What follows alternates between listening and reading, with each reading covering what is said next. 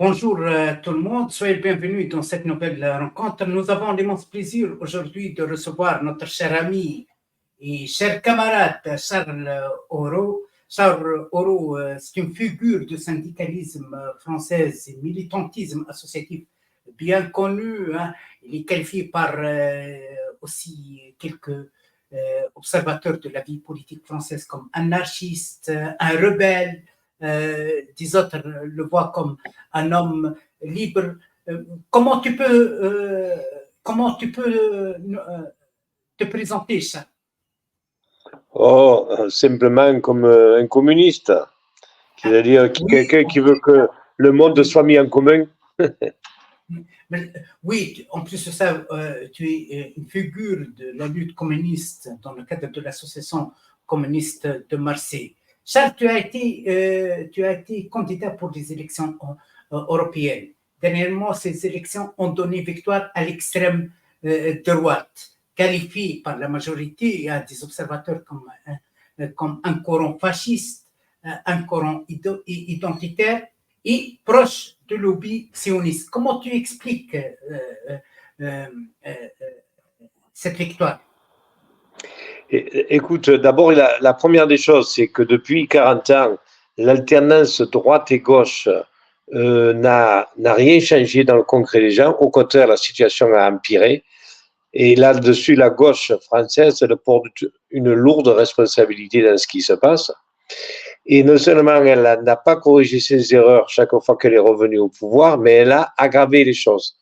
Et Macron, qui est issu de ça, lui-même, non seulement les a aggravées, mais il a aussi poursuivi une politique qui libérale, comme on dit, de gestion du capitalisme, mais en plus, comme cette politique, évidemment, elle soulevait de la colère et du désaccord, il a aggravé la répression, il a fait des lois très répressives et il a utilisé le vecteur du racisme, de l'islamophobie pour gouverner. Donc, ce qui veut dire qu'aujourd'hui, le discours de Bardella, sur bien des aspects, il n'est pas différent de celui de Macron. Et même si sur son vernis d'ancien homme de gauche, Macron il va faire croire le contraire, de fait, sur la politique, sur les choix politiques, économiques et sociaux, très souvent, il y a accord entre le Rassemblement national et Macron. Et donc, ce vote-là, on peut dire que c'est Macron qui a ouvert la porte au Rassemblement national parce que ça l'intéressait, y compris pour, contradictoirement, soi-disant, se présenter comme un recours contre lui, ce qui n'est pas du tout. Et Charles, est-ce que tu ne crois pas aussi que c'est une réaction populaire contre la politique d'échec menée par les institutions européennes aussi? L'Europe en échec diplomatique, en échec économique, social, etc. C'est une réponse qui a donné raison à la justification, à la aussi évaluation de l'extrême droite. Oui, alors, c'est paradoxal parce que le Rassemblement national fait semblant d'être contre l'Union européenne et donc sur ce discours-là, il a attiré des gens parce qu'effectivement les mesures prises par l'Union européenne elles sont catastrophiques. En France, par exemple, les directives européennes ont abouti à la perte de 2 500 000 emplois en 20 ans. Ça nous a fait doubler le prix de l'électricité, ça nous a cassé la santé publique, etc. Mais là où c'est paradoxal, c'est que le Rassemblement national n'est pas contre l'Union européenne, contrairement à ce qu'il laisse croire, puisque au Parlement européen, déjà, il a voté toutes les choses qui vont dans le sens contraire de l'intérêt des travailleurs, mais même dans son programme, il dit la France revient, mais c'est qu'une posture. En fait, il ne dit pas non à l'Union européenne. Et nous, nous le disions, mais c'était la première fois qu'on se présentait à des élections, on est une petite association, mais effectivement, on savait que c'était une marche haute à franchir pour nous. De ce point de vue-là, par rapport à nos effectifs, notre expérience, notre jeunesse, on peut dire qu'on a mission accomplie au niveau des résultats. Après, il nous reste à construire. Effectivement, non à l'Union européenne et non à l'OTAN. Pour la paix et le progrès social, c'est notre slogan, mais ça va être notre ligne de conduite pendant des années maintenant. Oui. Et Charles, est-ce que aussi la situation internationale actuelle, la guerre menée contre cette guerre génocidaire menée par Israël contre la population palestinienne à Gaza depuis le 7 octobre, avec aussi la guerre ukrainienne, ont participé à la montée de l'extrême droite parce que les choix de l'institution européenne, de l'institution diplomatique française ont été toujours à côté. Hein. Mais oui, oui, oui. En fait, on a vraiment ce que Chavez appelait les 30 à 40 pays qui veulent gouverner le monde. On est vraiment dans cette configuration-là. On a 30, donc on a l'Union européenne et l'Amérique du Nord et quelques autres pays dans le monde qui veulent diriger ce qu'on appelle le camp occidental. Hein. Donc en Ukraine, ben, c'est la guerre contre la Russie. Et je ne suis pas un défenseur de Poutine, mais j'observe que c'est vraiment une guerre internationale contre la Russie. Et évidemment, en Palestine, alors là, c'est plus ancien, mais ça se concrétise aujourd'hui, avec cette coalition qui est prête à couvrir un homme d'extrême droite génocidaire. Il a été invité en France à la télévision, ce qui est en soi déjà scandaleux. Il devrait être en prison, Netanyahou. Eh bien, là, non seulement on le soutient, mais on ne reconnaît pas le droit du peuple palestinien de se défendre. Et je dois dire que là, dans ce qui est la gauche française, ben, on est un peu isolé. Les seuls qui ont eu quand même quelques réactions allant dans ce sens, c'est la France insoumise. Ils se sont d'ailleurs fait insulter là-dessus. Même si, voilà, ça nous donne des positions encore plus tranchées que la France insoumise. Mais en tout cas, toutes les autres forces, elles sont en soutien et au sionisme et à la politique impérialiste de l'Occident qui se remet pas de la décolonisation et qui voudrait la poursuivre sous d'autres formes et qui accepte pas que l'Afrique se soulève, que les peuples dans le monde ne se reconnaissent plus dans ce diktat des pays riches contre eux. Oui. Charles, pour les prochaines épreuves électorales, est-ce que tu penses que ce gauche français sera capable à dépasser les affinités, les calculs, je m'excuse, parfois ses sensibilités personnelles entre ses leaders, etc. Par exemple, nous savons ces affinités entre la France insoumise et le Parti communiste, hein, qui est devenu un peu proche de la bourgeoisie de gauche du Parti socialiste, avec aussi un peu de tendance vers le sionisme et tout, etc. Est-ce que tu crois à la possibilité de dépasser ces épreuves dans le cadre d'une coalition de gauche unie? Tu sais, moi j'ai coutume de dire que je ne suis pas de gauche, je suis communiste. Comme ça, je trouve que ça enlève des ambiguïtés. Je ne sais pas ce que fera cette coalition. Ce que je sais, c'est que tout dépend de la mobilisation populaire. Tu vois, ils ont choisi pour cette nouvelle forme d'union de la gauche le nom de Front populaire. Mais dans l'histoire, le Front populaire, dans son programme, il n'avait ni les congés payés, ni les 40 heures, ni tout ce qui a été donné au peuple. C'est les grèves de 36 qui ont donné ça. Et le Front populaire n'a fait qu'entériner. Et l'année d'après, 1937, il laisse passer, survoler la France par les avions d'Hitler pour aller bombarder les républicains espagnols et puis il va plonger le pays dans la guerre. Donc là, ce que je sais, ce qui est important, c'est que le peuple se mobilise pour la paix et qu'il comprenne bien qu'il y a vraiment un camp de la paix contre un camp de la guerre. Alors, est-ce que cette union de la gauche, moi j'ai vu qu'il y avait le mot paix dans leur déclaration première, ce qui est quand même intéressant. Est-ce qu'il va revenir à analyser ses erreurs? J'observe que la France insoumise, par rapport à l'Ukraine, elle a bien infléchi sa position, puisque là, maintenant, elle est clairement contre l'envoi d'armes, ce qui n'était pas le cas, puisqu'elle a voté le contraire au Parlement européen. Mais, donc, est-ce qu'ils ont compris, est-ce qu'ils vont changer? C'est sûr qu'il y a beaucoup de doutes dans la population, vu que il y avait c'était loin de l'Union. J'ai même entendu dire la NUPES c'est fini, il faut faire d'autres alliances, etc. Là, il semblerait que, peut-être contraints par la nécessité, ils vont signer un accord. En tout cas, nous, ce qu'il y a de sûr, c'est que, pas seulement par les urnes, hein, mais par les urnes et par la rue, il faut que le peuple se mobilise pour empêcher, d'abord, pour battre l'extrême droite, ça c'est sûr, mais pour empêcher toute nouvelle trahison, remise en cause de ce qu'on espère avec une victoire électorale. Mais franchement, je veux le dire, c'est important les urnes, mais ça suffira pas. Il faut absolument que les luttes se développent. Et en tout cas, nous, c'est ce que nous ferons.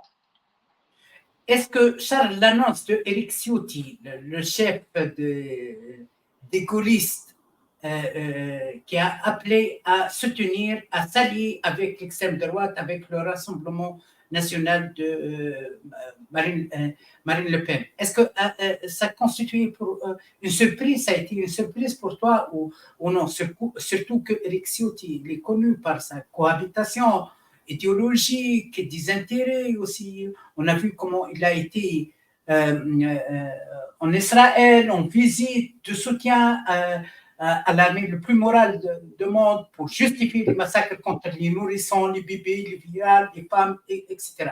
Comment tu vois? Est-ce que ça a été choquant pour toi? Écoute, je vais te répondre par une anecdote. J'anime un site, entre autres, qui s'appelle Rouge Midi, qui existait avant que l'ANC existe d'ailleurs. Eh bien, sur ce site-là, j'ai été un jour attaqué par l'avocat d'Éric Ciotti parce que j'avais dessiné la tête d'Éric Ciotti avec deux petites moustaches là. Évidemment, ça faisait penser à Hitler, donc j'ai été menacé d'un procès si je ne retirais pas l'image.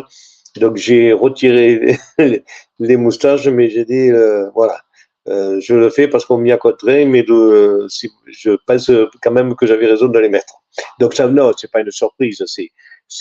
Mais au-delà d'Éric Ciotti, dans le cabinet de Macron, dans le gouvernement, il y a des propos qui sont dignes de l'extrême droite. Quand on parle des islamo-gauchistes, dont j'en fais partie, il paraît.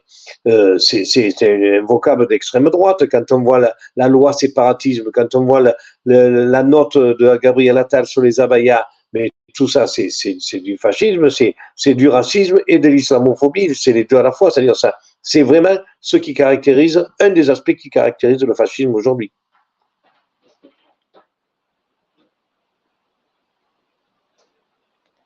Savoir, je profite de ta présence avec nous, Charles. Tu fais partie de la comité de défense de Georges Abdallah. Il y a beaucoup de divergences concernant la qualification de la personne de Georges Abdallah, des gens qui pensent que c'est un terroriste, des autres comme toi qui pensent que c'est un militant nationaliste. Est-ce que, d'abord, tu peux nous présenter Georges Abdallah, s'il te plaît? Écoute, d'abord, alors, je précisais que c'est le président d'honneur de l'ANC. L'ANC, elle s'est créée en 2016, donc c'est assez récent, et elle est issue d'une fédération de plusieurs groupes locaux qui s'appelaient les Rouges Vifs. Et donc, Georges était déjà le président d'honneur de Rouges Vifs 13, et là, maintenant, il est le président d'honneur de l'ANC. C'est pour moi, ce que j'expliquais l'autre fois dans un meeting, c'est pour moi un homme du monde. Pas un homme du monde au sens où on l'entend en français en disant c'est un homme qui va dans les cocktails. C'est un homme, la dernière fois que je suis allé le voir, on a parlé de l'agriculture biologique en Chine. Le gars, il a 40 ans de prison et il s'intéresse à ce qui se passe au niveau de l'agriculture en Chine. On parle de la Palestine, évidemment, chaque fois qu'on y va, on parle de l'Afrique. C'est un homme qui s'intéresse au monde, c'est un militant internationaliste.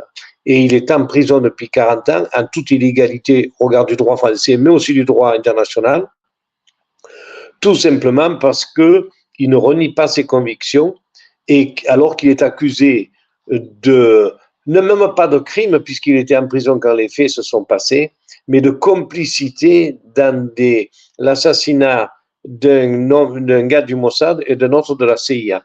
Voilà. Et donc, on dit que 2 ans après, je vais passer pendant les détails de sa procédure, mais alors qu'il était arrêté au départ pour faux papiers, ce qui était vrai, puisqu'il était militant du FPLP pour la libération de la Palestine, et qui devait être libéré 15 jours après, eh bien, il s'est retrouvé accusé dans un contexte où il y avait eu des attentats antisémites dans Paris, alors qu'il était en prison. Comme par miracle, d'un coup, on lui a mis sur le dos ces deux assassinats et avec des preuves inventées de toutes pièces. C'est tellement vrai que même le directeur de la police de l'époque, quelques années plus tard, a dit mais c'est pas vrai, on a monté un mensonge, c'est un mensonge d'État et il a jamais été, le procès n'a jamais été refait et donc alors que le procureur avait demandé 10 ans de prison, mais finalement il a pris 30 ans. Il était libérable depuis 1999 et il a fait 9 demandes de libération comme ça c'était prévu. Il devait sortir au maximum, il aurait dû sortir en 2014. Et là, la gauche française, et on revient à la gauche, c'est elle qui l'a maintenu en prison par arrêté administratif. C'est le fameux Emmanuel Valls de la mauvaise réputation qui a refusé sa libération. Exact. Quand il était Premier ministre. Donc voilà, c'est pour ça qu'on dit la différence entre la gauche et la droite. Il y a des moments où c'est très, très difficile de la voir. Et donc, on est dans cette situation où, là, Georges, par son avocat, vient de faire sa 10e demande de libération et son expulsion, parce que c'est un peu, je le dis moi quelquefois en plaisantant, c'est le seul immigré qui demande son expulsion et qui serait d'accord avec les lois d'expulsion, et pour lui-même en tout cas, pas pour les autres évidemment, mais et qui ça lui refusait. Donc l'enjeu, c'est que la décision doit tomber au mois de juin en principe. Et donc, voilà, on fait tout pour qu'il soit libéré, on fait ce qu'on peut, hein, voilà, on fait ce qu'on peut. On a contribué, nous, à essayer de tenir le mouvement. Mais... Charles, ça veut dire, je m'excuse, ça veut dire que Georges Ibrahim Abdallah, il est retenu en France depuis 10 ans d'une façon illégale. Exact. Il est en rétention administrative, mais... les institutions de droits de l'homme, parce que vous, les Français, vous êtes donneurs de leçons en droits de l'homme, etc. Vous avez envahi en Afrique, partout dans le monde, vous donnez toujours des leçons en droits de l'homme, vous donnez des leçons aux Africains, aux Arabes. BHL, il ne cesse pas de donner des leçons, il a participé à la destruction de la Libye, vous donnez des leçons aussi à Poutine, etc. Il est où ce doctrine républicain, cet héritage de droits de l'homme, etc. Moi, je pense qu'ils ont pris exemple sur Israël et l'entité sioniste parce qu'ils font comme les sionistes, c'est-à-dire qu'il y a des gens qui sont en détention administrative, on ne sait pas jusqu'à quand et ni pourquoi, parce que là, on ne sait même pas pourquoi aujourd'hui, il n'y a pas de raison objective à ce qu'il reste en prison. Il n'y a pas de jugement, il n'y a pas de nouvelle condamnation, il n'y a pas d'éléments nouveaux. Il est en prison et ils ne veulent pas le faire sortir. Et sans donner d'explication et sans donner de durée ni d'échéance. Donc, c'est une mise à mort lente, quoi. Donc, là-dessus, la patrie des droits de l'homme, ça, il ne faut pas en parler, là. Voilà. Je m'excuse, Charles, j'aimerais bien terminer avec toi avec la guerre en Ukraine. L'Occident a décidé à autoriser l'Ukraine à cibler des objectifs à l'intérieur de la Russie. Macron a annoncé l'envoi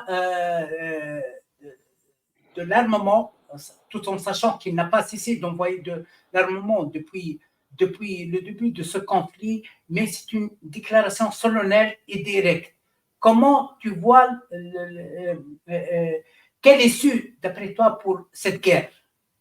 Alors, d'abord, juste un mot pour rappeler que la guerre a démarré en 2014 et qu'elle n'a pas démarré en 2022 et qu'entre 2014 et 2022, il y a eu 15 000 morts qui étaient des Ukrainiens russophones tués par le gouvernement ukrainien. Voilà. Et moi, j'ai eu la chance de rencontrer en 2015 des syndicalistes ukrainiens qui avaient la malchance d'être du mauvais côté de l'Ukraine, puisqu'ils étaient du côté Est, et qui avaient été rescapés d'Odessa, du massacre d'Odessa qu'il y avait eu le 1er mai, et qui nous expliquaient qu'ils intervenaient en 2015 auprès de Poutine pour qu'il intervienne pour les défendre, et que Poutine disait, mais c'est le rôle de l'ONU de vous défendre. Et voilà, donc ça n'excuse pas, ça ne dit pas que Poutine a eu raison de rentrer en Ukraine pour défendre la partie qui était poursuivis et martyrisés par le gouvernement, mais ça explique ce qui s'est passé. Et d'ailleurs, je rappelle que la Russie aujourd'hui abrite en son sein plus d'Ukrainiens que tous les autres pays du monde réunis. Voilà. Donc, ça devrait faire réfléchir. Nous, la solution, pour nous, c'est pas d'apporter de la guerre à la guerre. Il y a une ONU qui sert à ça. Il faut d'abord exiger l'arrêt de toute livraison d'armes à qui que ce soit à la Russie ou à l'Ukraine. Il faut que l'ONU joue son rôle, qu'on exige le départ de toutes les troupes militaires des zones en guerre, que l'ONU poste des gardes-frontières aux frontières des zones en guerre, et que ces gens-là de ces deux régions, du Donbass et de l'autre d'à côté, là, eh bien, ils aient droit à un référendum d'autodétermination contrôlé par l'ONU, qui en a le pouvoir et qui en a les moyens, contrôlé par l'ONU, pour savoir ce qu'ils veulent faire. S'ils veulent rester ukrainiens, ils restent ukrainiens. S'ils veulent devenir russes, redevenir russes, parce qu'il était avant 54, ben, ils redeviennent russes. Et puis voilà. Et après la décision, l'ONU l'a fait appliquer. C'est quand on veut mettre fin à la guerre, on peut si on veut. Là, ce qui se joue, au-delà de la question de la défense des Ukrainiens, vous avez un président américain qui a dit, quand même, on continuera la guerre jusqu'au dernier Ukrainien vivant. Si c'est ça la perspective qu'il a, c'est terrifiant. Et c'est terrifiant parce qu'aujourd'hui, avec la dernière décision, effectivement, pour monter dans l'escalade, avec en face un Poutine qui l'a annoncé clairement, qui ne se laissera pas faire, qui est prêt, y compris à employer l'arme nucléaire, même ciblée, même stratégie, etc., c'est le risque d'une troisième guerre mondiale. Et là, c'est la survie de l'humanité qui est en jeu. Et c'est pour ça que ça nous ramène aux élections françaises. Nous soutiendrons tous les candidats qui sont pour la paix. On ne soutiendra pas des candidats qui se prononceraient pour l'envoi d'armes en Ukraine ou pour, de la même façon, qui ne seraient pas pour le boycott d'Israël avec tout ce qui se passe à Gaza et en Cisjordanie. Oui, merci mon camarade, mon cher ami Charles Auro. À la prochaine rencontre, j'espère, en présentiel. Merci infiniment. Merci à toi. Allez, Merci. au revoir.